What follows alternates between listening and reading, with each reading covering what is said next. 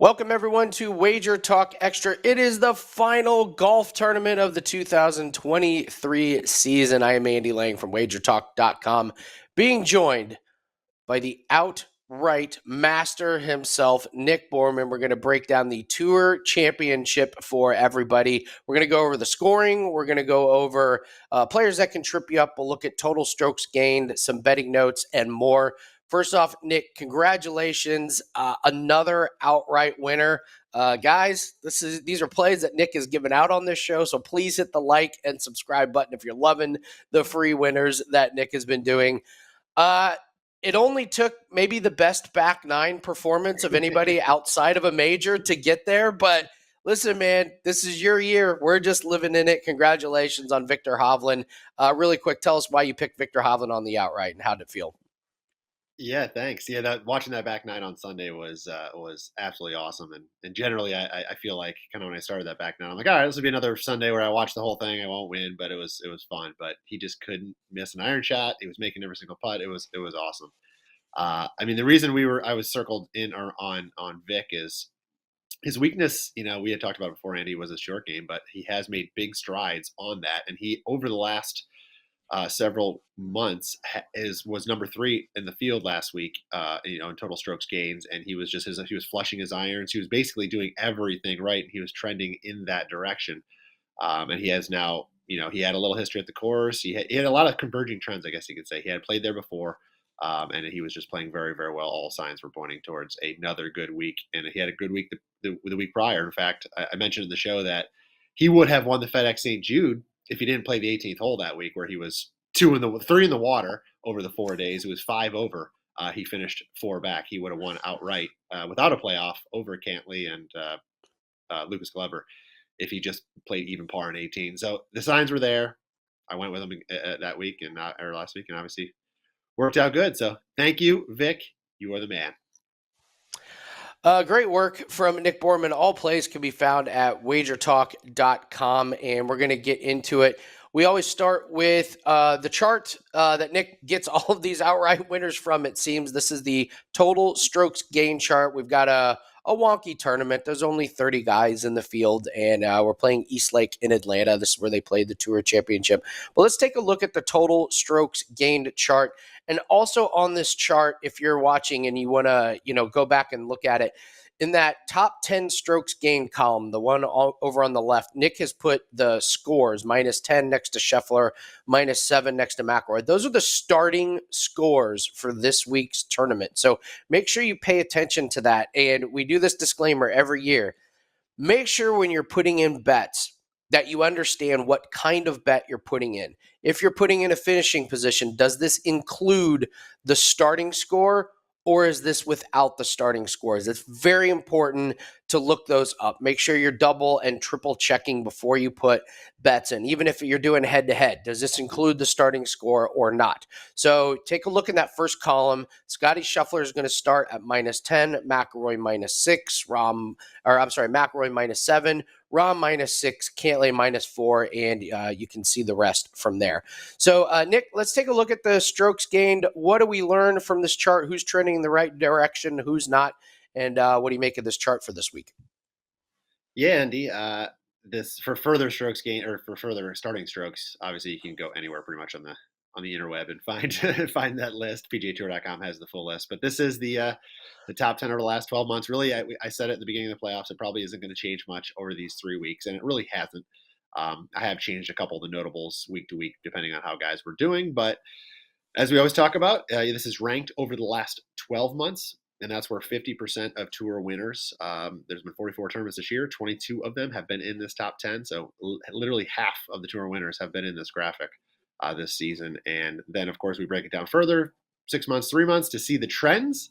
Guys like John Rahm, third overall in the course of the year, because remember, he had a great January, February this season, but he has fallen off big time.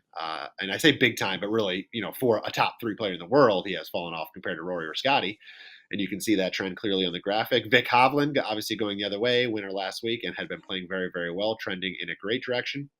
Lucas Glover, back-to-back wins 2 and 3 weeks ago. But he was actually, over the last 12 months, he ranks dead last in last week's field, so he clearly still ranks dead last in this week's field at 0.16. And even his trend, no matter how well he's been playing just these last couple of weeks or months, rather, he's still not nearly anywhere like your Scotties or your Rorys or even Vic for that matter. So, but obviously trending in the right direction. Harmon, good week last week. Fleetwood, always a bridesmaid, never a bride is what I like to call him. He just can't win, but he has been trending in the right direction and playing very well. So Max Homa is an interesting case study because he was a guy forever that had been trending in the wrong direction, but has an uptick now over the last couple of weeks, and you can see that here. Last 12 months, and then fell over the last 6 months, but now it's started to tick back up, and he's even higher than that over just the last 3 or 4 weeks. So that's how I looked at this graphic, Andy. I like to start here to see who's been playing well for a long period of time and make sure they are trending still in the right direction over the shorter period of time. So guys like Rahm, for example, I don't necessarily want to get behind, because if you don't have any good form going in right now, chances are 1 week is not all of a sudden miraculously going to turn it around. So I'll probably be avoiding him this week. But that's your top 10. As you mentioned, the two markets this week. The left column is with starting strokes, and the right column without starting strokes. So the left column, I mean, it quickly jumps up to ridiculous odds. You don't see anybody in this chart ever like Tyrrell Hatton ranking are at 300 to 1 to win, but there he is because he's starting 10 shots back. But in the without starting strokes market, that's basically a standard outright market, and that's where you can see the prices, and that's where I'll be focusing most of my attention this week, because aside from the top 2 or 3 guys, it's going to be pretty tough to come back in that with starting strokes market. But there you have it, Andy. And you're right. Make sure you're betting the right markets and know how those strokes work when you bet this week.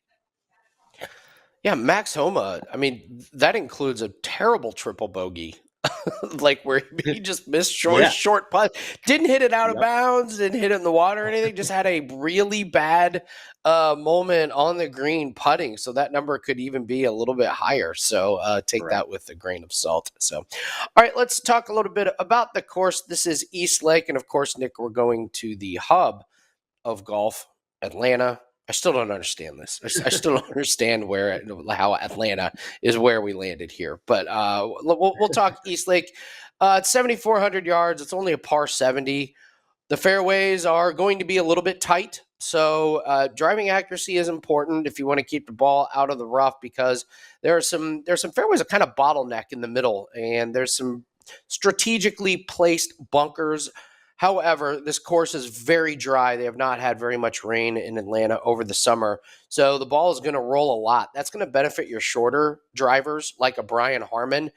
Because this course is long, it does tend to favor the bombers. I mean, Rory has incredible course history here. But with this course being so dry, Brian Harmon is going to get a lot of roll out of the ball. So he may not be as far back from the hole as maybe in years past. So as always, it really comes down to hitting the greens and making the putts. The scores are, so crazy to start with that you're just going to see a lot of risk taking. I mean, there's really nothing to lose for these guys. So expect to see the guys really go pin hunting. If you're in 5th place and you're trying to decide whether you're going to go for it on the par 5, well, you're obviously going to go for it. So let's take a look at some of the 3 holes that I love. It's embarrassing that East Lake does not have its own hole-by-hole video with voiceover. I can't believe the Tour Championship doesn't have its own on YouTube, but whatever. So we got some pictures here of 3 holes to pay attention to, and I'm going to start with hole 6. This is the par 5 that you absolutely have to birdie. It's 520 yards. Look at that picture. I'm sorry. I have higher standards, but that's Google Earth. That's the best I can do with what I was given here. So listen, this hole, you have to birdie it. It's 520 yards, and you can see how it bottlenecks there kind of in the landing area. You got those bunkers on the right. There's one on the left. If you hit the fairway, this is an absolute eagle opportunity hole. So even if you put it a little bit in the rough, you should be able to go for it into. And if you're hoping to win the Tour Championship, you're going to have to play this hole 4 under over 4 rounds if you're going to catch Scotty Scheffler. Scheffler's so good tee to green. He's going to be on the green in 2 pretty much every single day here. So hole 6, it's just a must birdie for the Tour Championship. So that's a hole that you're going to see low scores on. The next hole is hole 12. This is a sub 400 par 4. It's 393, very scoreable. There's not much to this hole. The fairway is wide enough and you can swing pretty hard as dry as it's been, if you hit this fairway and you get roll, I mean, your approach shot could be looking at what, 60? Guys like Rory, maybe 50 yards or less. I'm gonna be interested to see if some guys actually take 3 wood off the tee, so their approach is not in that uncomfortable 50, 60 yard range. Wondering if guys are going to want to prefer to have a 90 or 100 yard approach, maybe control a little bit of the spin. So I think you're going to see some different strategies on this one. I think walking away with par is going to be a little disappointing on this course. So this is a very scoreable par four. Expect guys to be shooting at the pin directly from a short approach if they hit the fairway. And finally, the last hole, have to bring up hole 18. It's a 584-yard par 5. It's the last hole of the season. Of course, this has to be on here. So the winner is going to be crowned here. You've got the water where you've got the water there and the rough that's right before the water. It can cause some uncomfortable positions if your yardage is not right. It's feast or famine. This is a great hole if somehow we get a couple golfers tied going into it. It can show off your patience or lack of on this hole. Great tee shots will open up eagle opportunities. A wayward drive absolutely brings bogey into play. But hole 18 is the last hole of the season. It's an awesome hole, and a champion will be crowned on this one. So got to bring that one up. So I don't know if there was anything else you wanted to add to this course, Nick, Eastlake in Atlanta. No, I mean, you hit a lot of it. I mean, the two par fives, you mentioned those. They measured as the second easiest set of par fives on tour last year, 4.31. So if you're going to win, you better eat those par fives up this week. And then I'll mention that off the tee, you talked about accuracy. Well, 7 of the last 8 winners of the Tour Championship finished in the top 6 for the week in strokes gained off the tee. So that's the combination of accuracy and distance. And of course, you still need to make your putts. Scotty Scheffler. 5 of the last 6 winners here have finished in the top 5 strokes gained putting as well. So the trend isn't necessarily with your approach play. You always need approach play, but it's been more with driving, as you mentioned here, Andy. So do pay attention to that this week. All right, Nick, we're coming back to you. We're going to take a look at the FedEx Cup winner and the tourney winner. These are different. You could have somebody win the tournament outright and not be crowned the FedEx Cup champion. So you've got a couple guys you want to talk about. Who are we looking at for the FedEx Cup winner and for the tournament outright winner? Sure. So the FedEx Cup winner is basically the tournament with the starting stroke. So that is where really you only have a couple guys low and everybody else is getting big numbers quickly thereafter. Scotty Scheffler plus 150. I mean, it's not sexy at all, Andy, but here's my thought process, right? The guy is having the second best ball striking season, tee to green, we've ever seen, behind one season from Tiger Woods. And this goes back to 2004 when they started measuring it. He is in the top 5 every single week. And he's just a couple strokes back every single week because of his putting. Well, we're giving him those couple strokes to start here. So he's got to be there on Sunday with a chance. He still may not win because, he might miss those putts when he needs to make them, but we're giving him that head start. We're taking away his negative strokes gained putting right off the bat. And tee to green, he's not going backwards.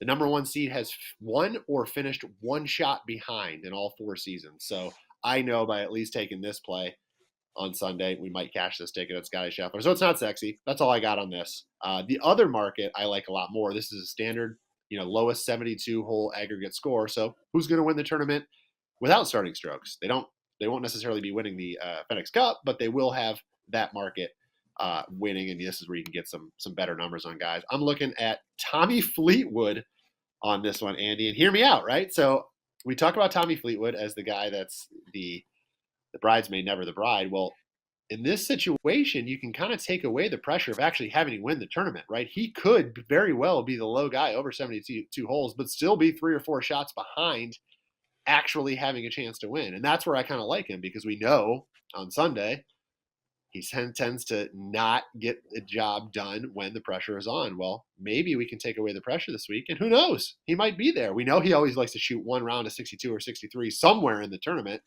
So if he can get himself up within 3 or 4 shots of the eventual champion, there's a very good chance that he will be the lowest 72-hole score. And again, without the pressure this week, I'm going to count it as a win for Tommy Fleetwood, his first ever PGA Tour win if he wins the low aggregate score, but doesn't win the FedEx Cup. It still counts, right?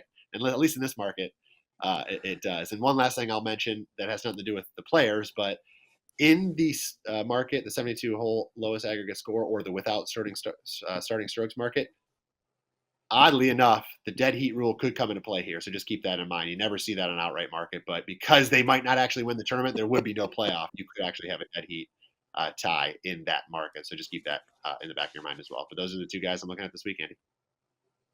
It would be very Tommy Fleetwoody for him to win a tournament and for nobody to remember. Like he finally wins and nobody cares. So, yes, that would be right up Tommy Fleetwood's alley. So, Yep. Let's go to players that can trip you up. I've got two players to avoid this week, and I will start with a guy that burned me last week, and I still don't buy into him. Matthew Fitzpatrick. I bet against him. He randomly pulls out a second place finish and has his best putting performance of the year. I just believe that was an outlier. So before last week, he had 4 straight tournaments finishing outside the top 40, 6 straight finishes outside the top 15. He's only played here once. That was last year when he finished 16th out of 30 players. Even with last week's incredible performance, he's still only 16th in the field in total strokes gained the last 6 months and 20th over the last 3 months. So last week, I think people may hang on to that. I just don't believe in Matthew Fitzpatrick. I think last week was just kind of an outlier performance. I will not buy into him this week. And Nick, you already mentioned it. Jon Rahm, he peaked early and has not been able to regain that form, not been consistent. He's finished 31st and 37th in the 2 playoff tournaments. Those are with shortened fields. He finished 16th here last year. He's 14th in the field in total strokes gained the last 3 months. His driving accuracy has been a problem, and with these tight fairways, it's easy to put yourself out of position. This is a birdie course, and if Rahm is not hitting the fairways, his putting has fallen off. He's not been good at scrambling around the green. Jon Rahm is just not a player you can trust over 4 rounds. So he's getting a really good starting position, but it's mostly because of his finishes early in the season. So Jon Rahm just peaked early, has not gotten the form back. So he's a player that I think can trip you up. He will be nowhere near my bets or my lineups this week. So Matthew Fitzpatrick and Jon Rahm, 2 players this week that I believe can trip you up. All right, Nick, coming back to you, we're going to talk a finishing position, and this is a player that has seen a lot of success at this course. Talk to us about Xander Schauffele and what you like in the finishing position betting markets. Yeah, Xander absolutely loves Eastlake in this Tour Championship. He's finished no worse than 7th in 6 starts at Eastlake. Of course, he does have the win, but that came before the starting stroke situation. So he actually won the tournament that year, but did not win the FedEx Cup. That will not be the case now with the starting strokes. The winner of the tournament does win the FedEx Cup, but he absolutely loves it here. All 4 years with the starting strokes, no matter where he has started. And he usually starts pretty high up the list. He has finished within the top 5. So I expect Xander to be there. He's slightly back this year. He starts at 3 under. So it's going to be tough for him to come back and actually win the FedEx Cup. But, if you want to sprinkle a little something on that market with the starting strokes, go ahead. But I think he's a good bet to win this tournament, kind of like Tommy Fleetwood to win this tournament without starting strokes. And I really, really like him for the top 5 and top 10. Xander has gained strokes tee to green, Andy, in 13 of his last 14 tournaments. And get this, we talk about Scotty Scheffler and how that guy just cannot putt. If you combine Xander Schauffele with Scotty Scheffler, Xander Schauffele has gained strokes in every tournament this calendar year that he finished. He withdrew from the Century Tournament of Champions, but after that, every single tournament, 19 starts, he's gained strokes putting in every single one. So this guy can roll the rock. He knows these greens. These are tricky greens, very undulating, so that will help him. He loves the place. His tee to green game is good, not elite, at least not like the top, Scotty or Rory right now, but it is good, and he will make putts. So I believe he'll work his way up into that top 5 market, which is 3-1. Definitely the top 10 market, which is basically a standard -110 odds. So I like Xander to move up the list this week. It is amazing if Scotty Scheffler could just be mediocre at putting. Not great, just mediocre. Yeah. It's like me or you. He'd be the best golfer of all time. It's incredible. So, All right, we are going to wrap up this show with some betting notes. I don't have any DraftKings darlings. It's it's top 30 players, so there's really no DraftKings darlings. Eric Cole's not playing, so I would say Eric Cole is the DraftKings darling of the year. That guy got so many points at such a discount this year. But before we get to betting notes, want to remind everybody we've got a couple of weeks off, and then we'll be back with more golf content on the Wager Talk YouTube channel. So leave us a comment. Tell us what your favorite bets are for this week, who you like to win. Tell us if you like or agree or disagree with any of the players that we like. Tell me if you like John Rahm this week, or if you like Matthew Fitzpatrick. Let us know if you think Schauffele's going to get it done, or Fleetwood finally gets into the winner's circle. So give us a comment and hit the like and subscribe button. Betting notes, you covered Schauffele for me. Finished 7th or better in all 6 Tour Championship tournaments he's played in. Ricky Fowler, so he had a stretch where he finished top 20 in 9 out of 10 tournaments, culminating with the win. And Nick, since then, no top 20 finishes since that win. So he is another one that's kind of fallen off.